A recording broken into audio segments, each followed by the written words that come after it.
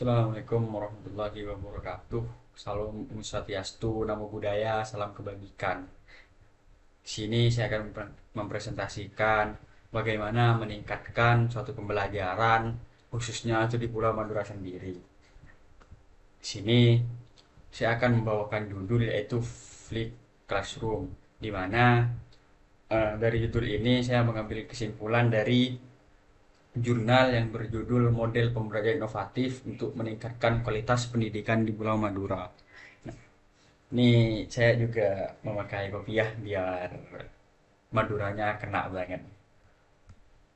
Nah, Flipped Classroom adalah model pembelajaran di mana siswa mempelajari materi pelajaran di rumah melalui video, artikel, atau modul, dan mengerjakan tugas atau proyek di kelas dengan bimbingan guru. Model ini sangat cocok untuk karakteristik siswa di Pulau Madura yang membutuhkan pendekatan pembelajaran yang fleksibel dan mandiri. Berdasarkan penelitian dalam jurnal Kajian Strategis dan Prioritas Pembangunan Pendidikan Menengah untuk meningkatkan mutu pendidikan di Pulau Madura, model ini dapat meningkatkan kualitas pembelajaran dan pemahaman siswa secara signifikan. Nah, seperti yang dijelaskan di PPT ini bahwasannya karakteristik siswa-siswa yang Madura itu membutuhkan pendekatan pembelajaran yang fleksibel. Nah, maksud fleksibel di sini yaitu kapanpun itu siswa Madura ini harus belajar dan dimanapun itu. Nah, makanya dengan belajar melalui video, artikel, atau modul, maka sudah dipastikan siswa-siswa yang terdapat di Pulau Madura itu akan belajar dimanapun dan kapanpun itu. Dan juga mereka juga bisa belajar secara mandiri. Nah, berikut itu adalah langkah-langkah gimana mengimplementasikan Flipped Classroom. Nah, untuk mengimplementasikan Flipped Classroom, kita perlu mengikuti beberapa langkah. Berikut, pertama, persiapan materi. Guru menyiapkan materi pembelajaran dalam bentuk video, artikel, atau modul yang dapat diakses siswa dari rumah. Materi ini harus jelas dan mudah dipahami. Jadi teman-teman, sebelum melangkah lebih jauh, seharusnya guru itu sudah menyiapkan materi pembelajaran dalam bentuk video, artikel, dan modul. Nah, supaya apa? Supaya nanti itu videonya bisa ditonton oleh siswa-siswa yang ada di Pulau Madura, sehingga siswa-siswa di Pulau Madura itu belajarnya bisa dimanapun itu dengan adanya video, artikel, atau modul yang diberikan oleh guru tersebut. Nah, yang kedua itu pembelajaran di rumah. Siswa mempelajari materi di rumah dengan bantuan media yang telah disediakan oleh guru. Mereka dapat menonton video, membaca artikel, dan mempelajari modul sesuai dengan kecekatan masing-masing. Nah, setelah guru itu selesai membuat video, maka tahap kedua itu adalah meng-share atau membagikan kepada murid-murid supaya murid-murid tersebut bisa menonton videonya atau enggak bisa membaca artikelnya atau mempelajari modulnya. Nah, yang ketiga itu aktivitas di kelas. Di kelas siswa mengerjakan tugas, berdiskusi, mengerjakan proyek dengan bimbingan langsung dari guru. Guru berperan sebagai fasilitator yang membantu siswa jika ada kesulitan. Nah, setelah menonton di rumah tadi, maka ketika di kelas, para siswa itu harus berdiskusi dan mengerjakan tugas dari materi-materi yang diberi di video di artikel tersebut. Nah, peran guru di sini sebagai fasilitator. Maksud fasilitator itu meluruskan ketika ada satu pemahaman siswa yang kurang uh, maksudnya itu ketika ada siswa itu yang memiliki perspektif yang berbeda, maka tugas guru di sini untuk meluruskan perspektif tersebut. Karena seperti yang di awal tadi, siswa ini belajarnya mandiri. Yang keempat, ini evaluasi. Evaluasi dilakukan melalui kuis, tugas proyek, dan presentasi untuk penilaian pemahaman siswa.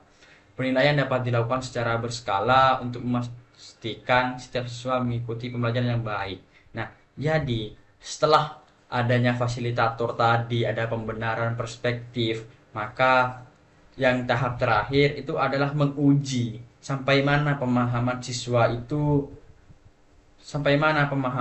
itu memahami materi tersebut. Nah, ya contohnya bisa melalui kuis, bisa melalui tugas proyek dan presentasi, sehingga itu bisa membuat kita itu tahu bahwasannya siswa pemahamannya seperti ini gitu. Sampai di sini. Lanjut, evaluasi dan pengukuran keberhasilan.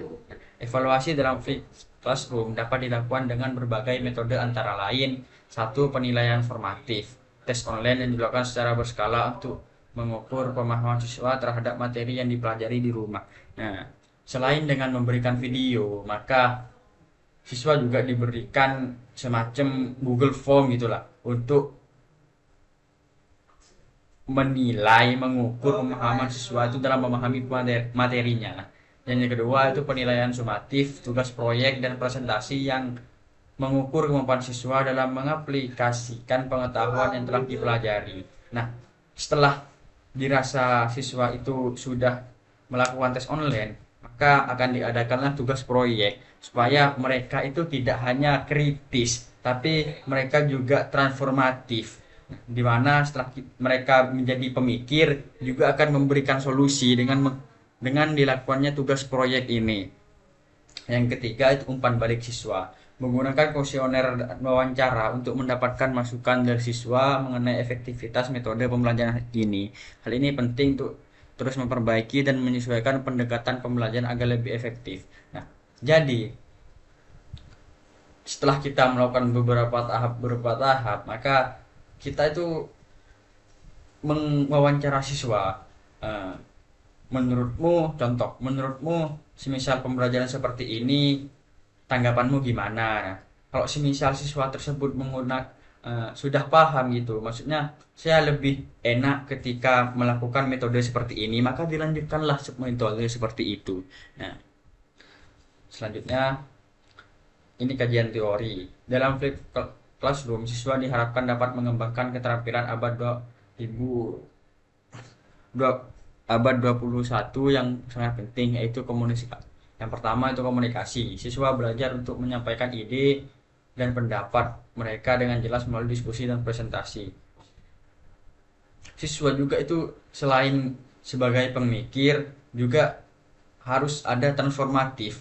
Jadi itu yang dinamakan kritis transformatif. Nah, maksud dari kritis transformatif ini adalah siswa bukan hanya melakukan kritik saja, menyampaikan ide saja, tapi siswa itu juga harus melakukan pendapat, memberikan solusi. Bukan hanya siswa itu berbicara gini, ini salah. Nah, seharusnya selain melakukan ini salah, siswa juga harus melakukan pendapat saya seperti ini, solusi saya seperti ini. Nah, yang kedua itu kolaborasi. Siswa bekerja dalam kelompok untuk menyelesaikan proyek yang membantu mereka belajar bekerja sama dengan orang lain. Nah, kita sebagai manusia juga tidak luput akan hablum minallah kita, hablum minanas kita, di mana siswa itu harus sebagai makhluk sosial ya harus bekerja sama misalkan proyek tersebut. Selain ya di hubungan mereka lebih erat, juga akan menyatukan satu pikiran kita. Yang ketiga itu berpikir kritis. Siswa diajukan untuk menganalisa informasi dan memecahkan masalah secara kritis. Nah, jadi siswa itu diberikan isu-isu yang sedang beredar di masyarakat. Nah, bagaimana caranya siswa itu untuk memecahkan kritis tersebut? Mereka menganalisa, mencari informasi, memperbanyak data, dan setelah itu seharusnya mereka habis itu ada transformatifnya, harus memberikan pendapat juga. Jadi di sini bukan hanya berpikir kritis tapi berpikir transformatif juga. Yang keempat itu kreativitas. Siswa diberikan kebebasan untuk mengeksplorasi dan menciptakan solusi yang inovatif dalam tugas proyek mereka. Jadi di sini yang terakhir itu kreativitas siswanya tersebut. Setelah mereka melakukan 3 tahapan tersebut, nah mereka ini melakukan modifikasi bagaimana supaya proyek ini tercipta itu lebih daripada yang lain. Nah, mungkin itu saja presentasi dari saya, kurang lebihnya mohon maaf. Wassalamualaikum warahmatullahi wabarakatuh.